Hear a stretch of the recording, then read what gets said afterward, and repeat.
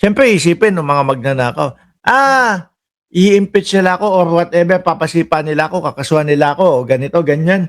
Huwag ka magalala, kaibigan ko yung mga senador na mga ganyan. Papahinto nila yan. Sila ang bahala sa amin. Ganon. Di ba?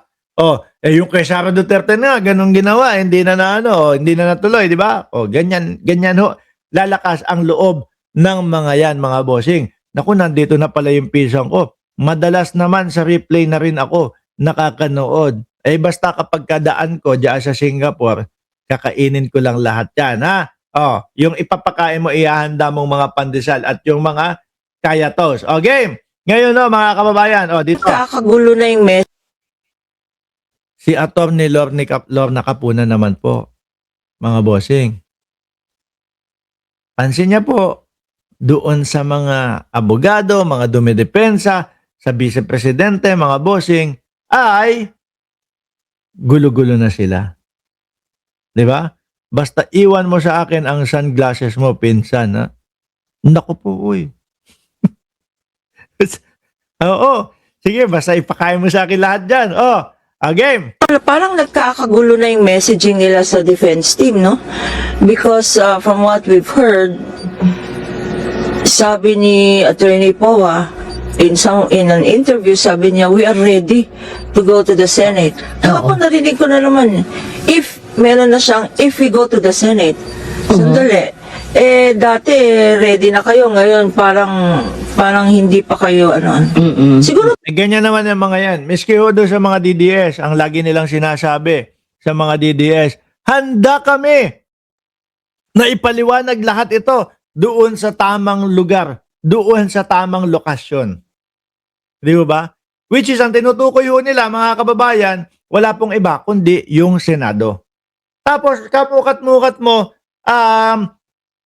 doon po sa first quarter ng taon, nandoon yung sasabihin nila na, nandoon yung pupunta sila doon sa, sa Supreme Court para humingi ng tulong, wag matuloy na mapunta yung impeachment sa Senate.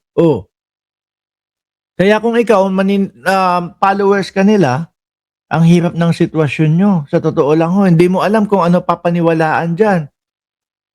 Ano po? Hindi mo alam kung nagsasabi ba ng totoo. Nandiyan si Sir Chris Angel, shout out sa inyo. Hindi mo alam kung ano yung papanigan mong sinasabi nila Tinamaan nga ng laptop yun sa ulo.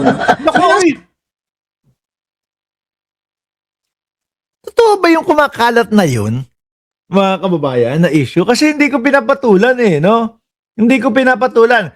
Merong isang issue na kumakalat din na ang sinasabi, hindi ko alam kung saan nanggaling ho yun, ang sinasabi, nagpalaglag or whatever. Hindi ko pinapatulan, mga kababayan, mga boss chief amo, sir. Kasi wala naman tayong patunay doon. Ngayon, etong laptop, sabi ko, naku, issue lang din yan siguro. Pero kung galing kay Atty. Lorna Capunan, may ganun pala talagang nangyari. Pakinggan nga natin. If we go to the Senate, sandali, dati ready na kayo, ngayon parang hindi pa kayo, siguro tinamaan nga ng laptop yun sa ulo. Yun ang Kasi di ba merong nagiging issue? Sino kaya yon, yung lawyer na yon?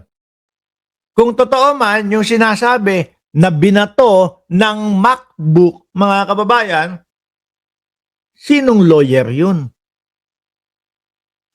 16 ho yan, mga boss chief amo, sir. At kadalasang nakikita ho natin, mga boss chief amo, sa mga lawyer na nagsasalita, si Panelo, yung anak ni anak ni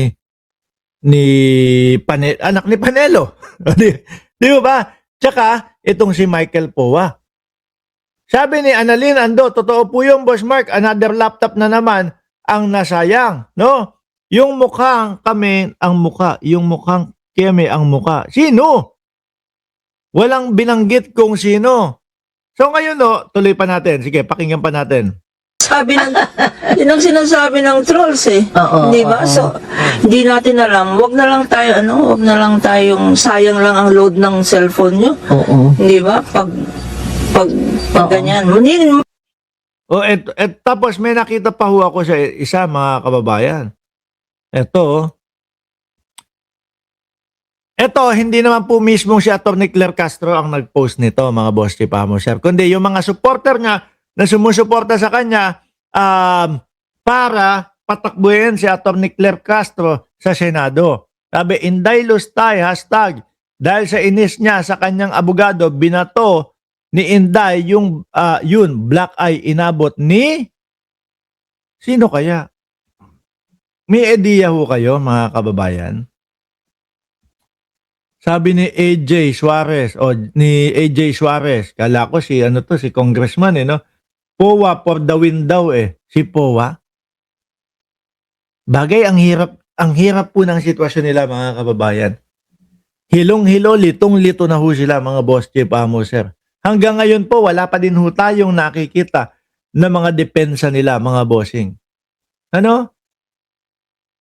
Anyway, sabi naman po ng Senate President na si Tito Soto, welcome naman daw po, mga bossing, sa Senado, yung impeachment. Once na na-receive po nila yung article of impeachment, mga kababayan, yung nakasulat po mismo doon sa konstitusyon ng Pilipinas na shall forthwith into impeachment court ang Senado, mangyayari daw po. At ang pagkakaintindi niya po, malayong malayo doon sa pagkakaintindi ng Supreme Court na ang sinasabi ng Supreme Court, yung forthwith daw po pwedeng malayo, mahaba, matagal, or mabilis. No?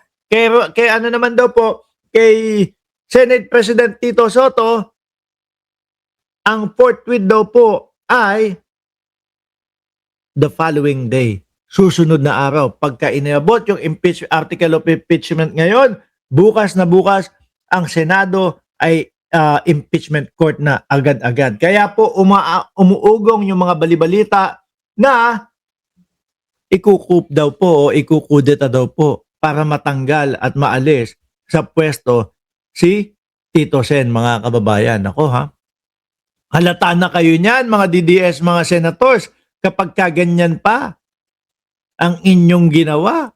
Oo, magagalit ang mamamayang Pilipino. Ano po, baka sabihin, buwagin na tong Senado na ito. No, nagkakampi-kampihan na lang sila. Yung mga magnanakaw, kinakampihan nila. Yung mga ganito, nagtataki pa na lang sila. Di po ba, mga kababayan? O speaking of sa Senado ho, mga bossing, balikan lang ho natin itong muntik ng magsuntukan. Trillanes, iyakin pala itong si ano pa, okay? Like this. Now we balikan lang ho natin